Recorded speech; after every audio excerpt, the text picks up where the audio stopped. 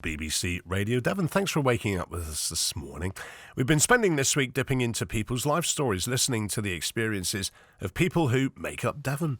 Catherine is our final story of the week. She's taken part in a project to write about her life, and we brought it here to BBC Radio Devon. This is Catherine, who shares some powerful memories around childbirth.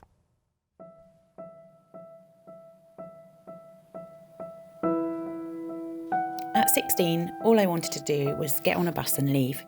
I was badly bullied, I felt hopeless. I wanted to be famous, any sort of famous, just so they'd leave me alone. I suffer with a lack of confidence and have always dealt with anxiety and depression. It was the first year of the band making it. We played at a competition, came runners-up and even got offered a free EP deal. I found out I was pregnant 2 days before, but I didn't tell any of my band members. The first day of recording was during the week Seth was born. He was 5 weeks premature. I saw him for a minute and he had to be taken to the neonatal intensive care unit. I couldn't have him by me, and I was failing on all fronts. There I was in my hospital bed, safe, and all the while I kept resenting him for what he was taking away from me. I felt I was the worst mother in the world and broke down. "Do we need to worry about postnatal depression?" asked the nurse, and that just made me cry more. The psychologist at the hospital was incredible. She made me see that it was normal to feel resentment and that it was still okay to want things.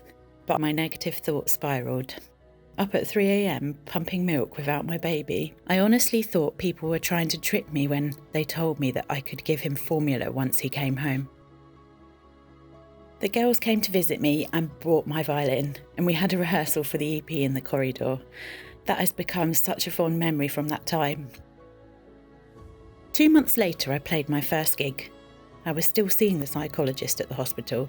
It took months for me to feel better, but I slowly watched the dark clouds depart. I used to play violin to Seth all the time. When in hospital, I'd check his heart monitor to see what kind of music soothed him most.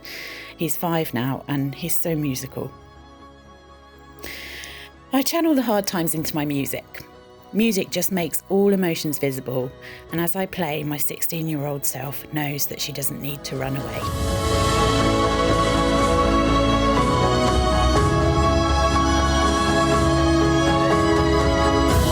That's the story of Catherine from Silverton, who shared her very personal experiences of postnatal depression and how much music has helped her through.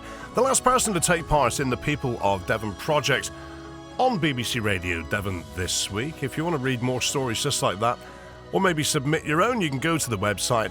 It's the peopleofdevonproject.com.